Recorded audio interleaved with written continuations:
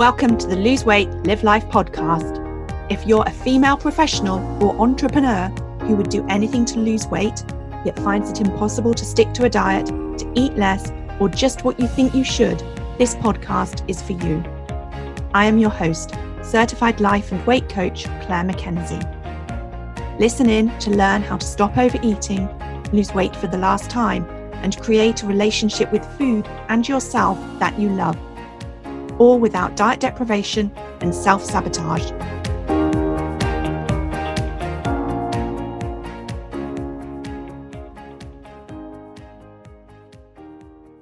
So today I am thrilled to have a guest on the podcast, Sarah Gray. So Sarah is a style and confidence coach. Since 2006, Sarah has helped professional women, both nationally and internationally, uncover their unique personal style and find their confidence to banish outfit overwhelm, look great, and feel fabulous every day. And Sarah wants to help more women become style confident, and she's committed to offering simple, timeless, and effective personal style tools and services to help them do just that. So just want to say welcome, Sarah. It's great to have you here. And I'm really looking forward to talking to you about the topic of style and confidence, and particularly style and confidence at any size, as we're going to be doing today. Thank you, Claire. It's wonderful to be here talking with you about a topic I'm obviously so passionate about. Brilliant. Yeah, no, it's really exciting. So when we were coming up with a title for the podcast and thinking what we would like to call it, and we thought that at any size would be a good title. And then I think the first question I said to you, what even is style? And so I just wanted to ask you that and see what is style? When we think about style, what is it? Well, it's a brilliant question, and it's a great place to start. So I'm going to take a quote that I love, and it's from Oscar de la Renta, and he said, "Fashion is a trend,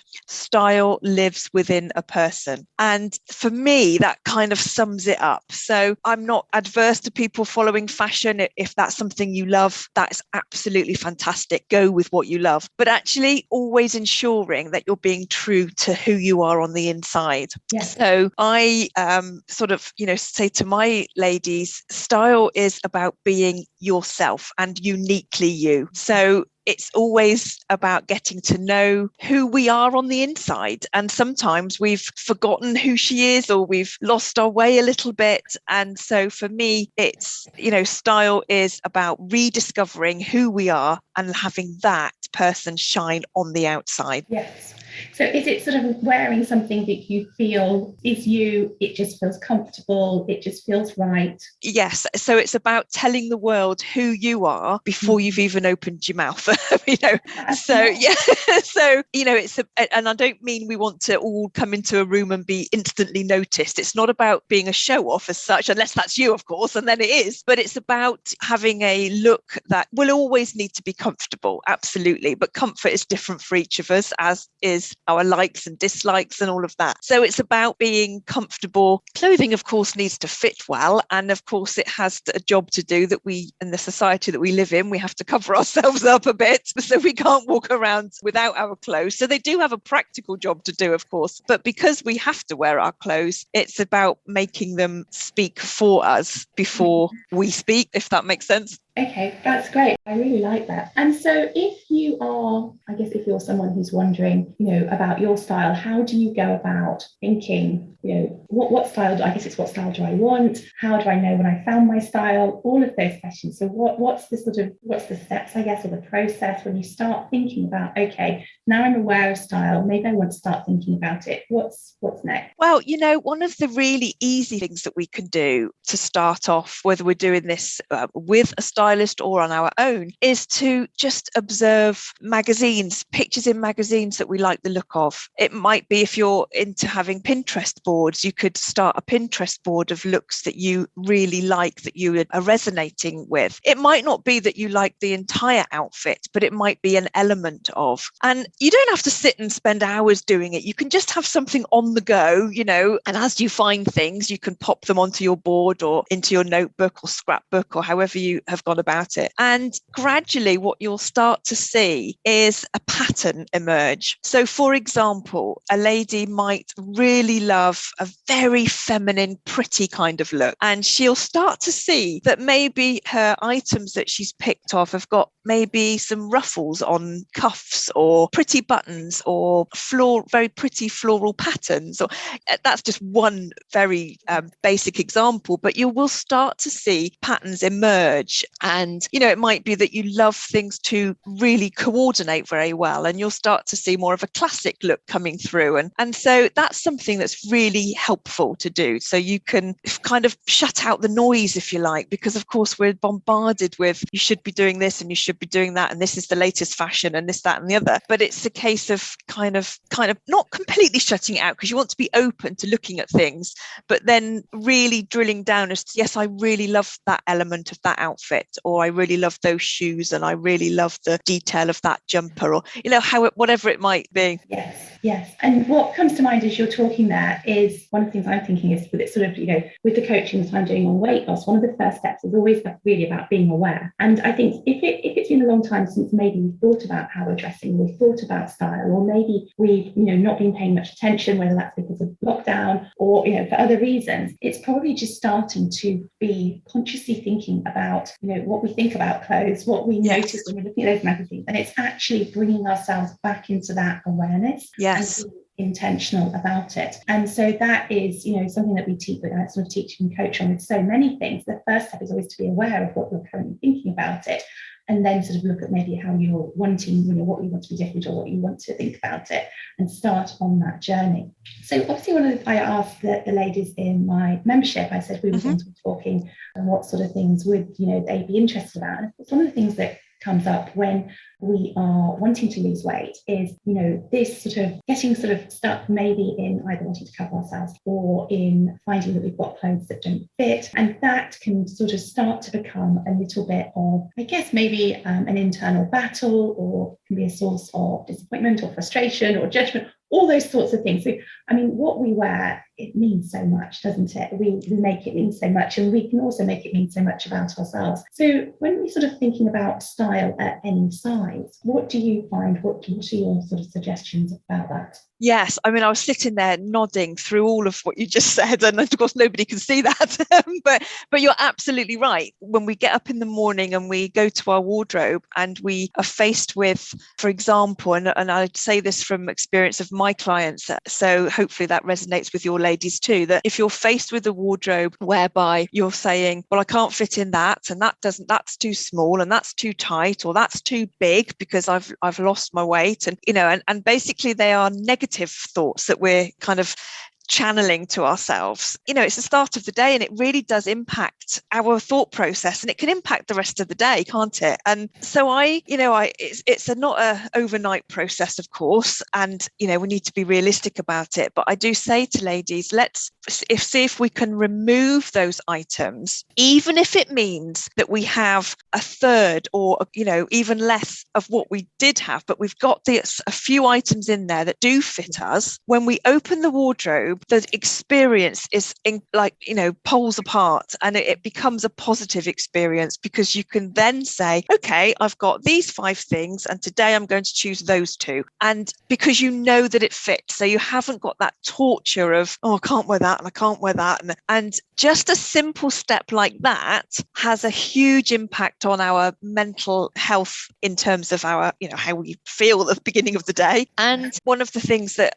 often comes up is that if you are on a weight loss journey, that, well, actually, I might not want to buy loads of clothes because I'm in my journey and I don't want to waste money. And absolutely, I mean, 100% agree. I would say, though, that it's a kind of a balancing act, really. So dressing, I always like to try and say that dress it for the body you have today. So yes, you're on a journey, but you still got to get dressed whilst you're on that journey. And if you're able to have 1 or 2 pieces, 1 or 2 outfits, so that could be made up of 3 or 4 pieces that would see you through a particular phase, then you are already helping the way you feel about yourself whilst you're on this incredible journey, without breaking the bank, without going overboard, without, all of those things being a problem. So does that help? Yes, no, definitely.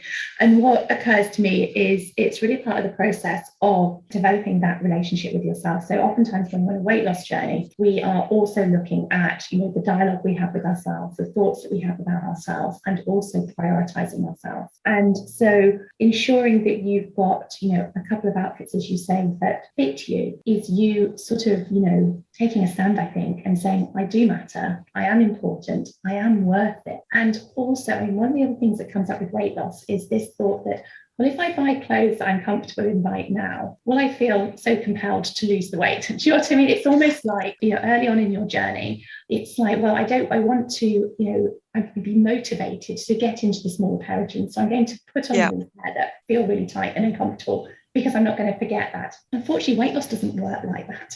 Right, so yeah. It's sort of like punishing ourselves, or thinking that we can manipulate ourselves into losing weight from a place of sort of like making ourselves feel uncomfortable, or even rewarding ourselves if we say, oh, we can have something new when we've done X, Y, and Z. Doesn't tend to work. It's when we actually, show up wanting to take care of ourselves, loving ourselves, nourishing ourselves. Yes. And I think actually, making the sort of giving yourself the space, the time, investing a little bit in your clothes so that you can start to feel that and nurture that relationship with yourself probably helps you with your weight loss journey as well, and your confidence and feeling better, and all of it. It's all a huge part of it, isn't it? Yes, I think it is. And just as you mentioned there about the sort of negative self-talk, and one of the things that I do when I'm group coaching is and ladies hate the idea of it, but actually it's once they've got over the initial thing of what I'm asking them to do, they're brilliant at it. And it's to stand in front of the mirror in something that's figure hugging. I mean, if you want to be in just your underwear, you can, but if you're not comfortable with that, just something that's a bit figure hugging, so you can see your outline. Yes. And when we do that, as women, we automatically say, oh, look at my big hips, or look at we go to what we perceive as being our negative bits. Mm-hmm. And I say to them, okay, imagine that I'm on your shoulder and I'm saying, right, I just want you to give me the facts. And the facts will be, okay, so my shoulders are narrower than my hips. My I don't know, I can't think of but on the spot now, I can't think of one now, but all my shoulders are broader than my hips. So, that it's just the fact. So it takes out that negativity. And it, again, it's something that we have to retrain and reprogram ourselves to do. But when we do that, it then becomes, rather than a negative thing towards ourselves, it becomes a practical exercise, and it becomes a practical, I say issue, they're not issues, but it becomes something practical that we can address with the way we wear our clothes. So if we want to minimize our hips or minimize our shoulders or show off our shoulders or whatever it might be, it then becomes something we can act upon, rather than, oh, my hips, my legs, my whatever, I love that. Yeah, that's brilliant. Because it gets you into that problem. Not always, I don't say problem solving, because it's not a problem, but it gets you into moving forward rather than being stuck. It gets you into, okay, really, because of course everybody's a different shape and size. Absolutely. Everybody's a different shape and size. I think the majority of people, whatever their shape and size, probably there's something that you don't, you've got thoughts about not liking about it. And when you can leave that sort of like over there and start to think, okay, as you say, this is my shape. And I love the fact that you're making it so factual and so specific. Now let's learn what's gonna look good, what's gonna work here, all of those sorts of things. That's exactly right. And I think we wouldn't say to a friend, oh, look at your hips, but we'd say that to ourselves. With a friend, we would say, wow, look at your waist. And so if we can think, okay, let's not focus on that bit that I think is negative. What would someone else say? What would they see? They wouldn't see necessarily my hips that I think are large, but they would see my small waist or whatever, as you say, it's different for us all, but it's turning around it's that awareness and that self-talk that you spoke about. Definitely. So have you got any tips for different parts of your body, or you have to know have you got any examples if you've got, I guess, something that came up as well was often during perimenopause and menopause, your stomach starts to thicken or your waist starts to thicken out. Yes. Like that. Have you got any examples of some things that you maybe want to think about if you're starting to look at your shape in a way that is looking to find solutions there. Yes, of course. And these will be quite general, and also quite difficult because I can't show you on a podcast. Okay. Yeah. But I will do my best to use words to describe. So I'm in exactly that situation right now, that I no longer have a defined waist. I have thickened and all of those things. So I totally understand, the issue, and some things that can work. So when we are thinking about an area that we don't want to draw attention to, we often think, oh, right, so I've just got to cover it. But what can happen when we do that is actually we create, let's say we had not big, but a plain t-shirt over our tummy, for example, just so we can all picture that. What happens is we create an expanse of fabric then that we're basically highlighting that area. If what we need to do is confuse the eye a little bit and break up that area. So things like having a bit of just ruching up the top a little bit, not pull it. We're little monkeys, aren't we, for pulling down our tops because we think that that's better. But actually, let's not do that, because if we just have it sort of a bit more, I call it ruching, where it's kind of the fabrics folding on top of each other a little bit. Yes. And so it creates kind of horizontal lines a little bit. So we're confusing the eye there. Another one that we can do, which works really well and is actually quite a big trend at the moment, but aside from that, is if you put your top on and then you simply grab a little bit at the front or slightly to the side and do a little half tuck. So you just tuck a little bit in, and you think, oh, but I'm highlighting that waist bit. Actually, what you're doing is you've created almost an asymmetrical look of the top. And so again, you've confused the eye over that tummy area.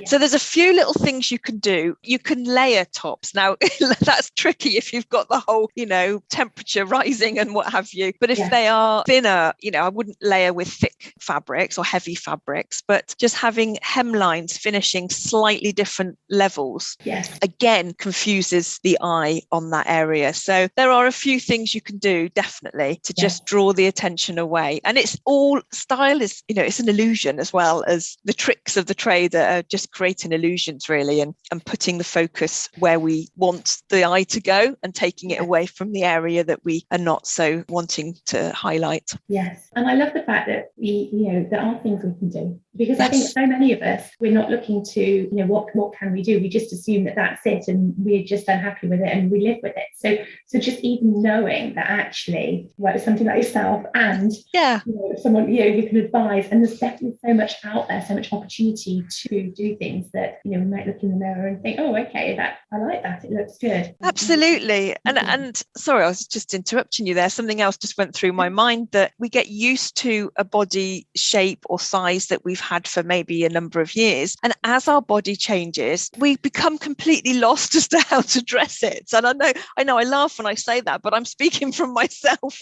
as well as everybody else. And it's just knowing that actually we can, as you say, stop and refocus and relearn. There are only a few little tricks. It's don't do your cardigans up anymore. Have them so that they create those vertical lines. And again, that will give an illusion of taken away from the tummy area and a number of other things. But so it's just having those little tricks up your sleeve to pull out when you need them. Yeah, no, that's great.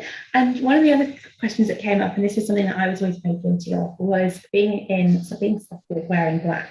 Yes. And I definitely, for years, wore so much black, and particularly going on holiday to a hot country, which everyone used to think was absolutely crazy. I had a long black skirt and, sort of like loose black tops that I would always wear. And I think I've even got one, I think, a black skirt that has been in my wardrobe, probably just in case it's been there. I think probably close to when I got it's like 25 years or something. Yes, I've got a massive waist. And it's just like this black skirt that can come out. I do like it, but anyway, it can come out. But so much black I had in my wardrobe. And so what's your thoughts on that? What would you say if we're sort of comfortable wearing black, but maybe we wish we were comfortable wearing other colours? Yeah, and it's really common. I think the shops are full of black, no matter what the season. It's an easy colour to buy. We read that it's slimming, so we think, right, okay, I need to buy black over anything else. And so it's really understandable understandable why we do that. If we're looking to move away from it a little bit, I would say, let's start slow. Let's not suddenly say you've got to turn up like in a rainbow, but let's take it one little step at a time. And as you would naturally go and replace an item in the wardrobe, maybe you're thinking, okay, so this time I'm not going to buy black trousers. I'm going to look for something as an alternative. And great black alternatives can be equally as neutral. So I'm thinking about navy, a dark grey, for instance. Lots of brown coming into the shops at the moment, which we've not seen for a long time. So browns would do, a similar job. And so they are colours that they still have that comfort factor of being fairly dark in the fact that they, haven't suddenly put you in white trousers or anything, but they are a move away from black. Now, also it's about changing your perception as to what you can wear with it. So any neutral you can put any colour with. So if you're a sort of person that has loved in the past wearing black trousers and a coloured top, for instance, you can still do that with your navy trousers or your grey trousers or whatever. And again, when you're doing if you decide to do a Pinterest board, when you're looking out for perhaps your style, we'll call it your style personality. So you're looking at what you love, have a look at what colours you're drawn to, because that will be really telling. You might love a neutral wardrobe. You might love having tonal colours like beiges and whites and navies and things, but actually you might surprise yourself and have lots of bold, striking colours. Or you might decide, actually, no, I love the sort of more softer, sort of smokier shade. And so that's another sort of exercise that you can include in your kind of research, I suppose we'll call it, but that sort of start of the journey. And don't be afraid of colour, but do it gradually and as you feel comfortable. As I said, I wouldn't suddenly put you in a pink top that if you've only ever worn black, because the jump's too big probably, or you might be ready, but we of course have colours that suit us over others, but just in an initial step, just take it steady and look at other black alternatives, and look at, if you're wearing black on the top half, look at how it affects your face. So if you have a black top over a lighter or a more softer shade, black's quite a harsh colour really, and it can be draining and it can make us look tired and all those things. And then just compare it to another colour near your face and see that, watch your eyes and watch your skin change, and you might be surprised. No, that's really good. And I think the other thought that occurred to me there is, I think one of the reasons I probably wore so much black is because I had no insight into other things I could do that would, so it was probably either black or something that didn't suit my shape, or black or something in a colour that, finished in the wrong place to accent, showed the wrong bit or something. So it wasn't like I was comparing, black to dressing with, somebody who knew how I should be dressing for my size or had support or had help. So I think that probably makes a huge difference as well. Yes. So something else, so oftentimes when I'm working with ladies on losing weight as well, it's this balance, isn't it, between just wearing whatever based on what we are showing our body, not caring what anyone thinks, not caring if an item of clothing finishes in the wrong place and something else. It's a really, I think, interesting mindset to have, because most of the ladies I work with are in their 40s and 50s, and I've grown up with so much media attention around, this being better, or this sort of like phrase of like, with sort of women of a certain age letting themselves go, and all of these things that we're starting to see a real sort of pushback against it, rebellion, and we're starting to see that we don't have to think this way. It is optional. And so one of the things I really sometimes encourage my ladies to do is to I don't really suggest Pinterest so much, because I don't use that myself, but look at Instagram. And a lot of the ladies who have got, whether it's curvier figures or bigger figures, or they're shorter figures or taller figures, all shapes and sizes, and who are, I don't know if it is always the younger generation, but sometimes it feels that way, so much better at dressing for their shape, their size, all of that. And it can be so inspirational and, really helping us to see, beauty at any size, style at any size, all of the things that we're talking about here, that even I sometimes, find myself having to catch myself and say, okay, I know I've thought that way about this for the last however many decades, but actually I can shift my perspective, I can shift my thinking, and I can, find, beauty and acceptance, whether it's in my own body or even, at other parts in my life, yes, it's human to look at other people's bodies and have and all of that. And we don't, I can feel shame at sort of saying that, but I know that we've all done it. Yeah. And I know the ladies that I talk to do it. And so it's just, I don't know what I'm really saying here at all, but just really to, I guess, increase your awareness, not just only with yourself and what's going on, but sort of to look elsewhere as well. Look at what, how other people who are a similar shape and size to you may be dressing. Look at Instagram. Just, start to observe your own thinking and think of new ways of thinking about it. And I don't know, sort of going back. Well, other thing I wanted to say though, and I think we sort of alluded to it earlier with regards to bodies changing shape as we age, all of that. Of course, when you're losing weight, your body is changing shape as well. And what we assume is that when we lose weight, we're going to like the shape that our body is. Yes. And of course, that's not always true. Mm-hmm. And so it's really important that we know the process of dressing for our body, whatever shape and size, especially if you've got quite a lot of weight to lose and lost quite a lot of weight. When you've lost your weight, you then have skin and flab and just other things that you may not have had before that you then need to think, okay, so how do I want to dress for this? Or, do I want to expose different parts of my body? All of those things. Yeah. And this was really apparent to me I was on holiday actually, it was last week, and I was sitting having dinner with my husband, and at the table next to me was a lady and her husband, probably in her 60s, and I overheard her saying to her husband, you see those ladies sort of sitting there, they've got 3 ladies in a row with their backs to us, and saying which what do you think of what they're wearing and how they're fitting and what they're dressing or something. Right. Yeah. I sort of said, well, I think the middle one probably, looks, I don't need to call it style or whatever. Yes. Yeah. And she was very much in that she said that's because the other ladies are showing their arms, and when you're a certain age you should never show off your arms. And I just thought that was really quite sad, because we're in a hot country and we're on holiday, and so it's just really, I guess, just starting to notice some of your default thinking about what you maybe want to hide, and being willing to talk to someone like yourself who's like, what short sleeve tops, what sleeveless tops would look nice, would I maybe feel comfortable in. So just a few thoughts there with my wrangling about that. Yes, I think it's such a good point though, and you do overhear things like that. We're not always be aware of them, but you do hear those things, don't you? We even read them, don't we, in magazines and things. And I think I agree with you. I do think it's a bit sad. I think it's possibly often coming from a place of fear from the person who's come out with the comment that they wouldn't do it. Therefore, they need to justify that perhaps by saying that nobody else of that age should do it. But I think there's always a way. It's a very sweeping statement to say, oh, somebody of this age shouldn't do X.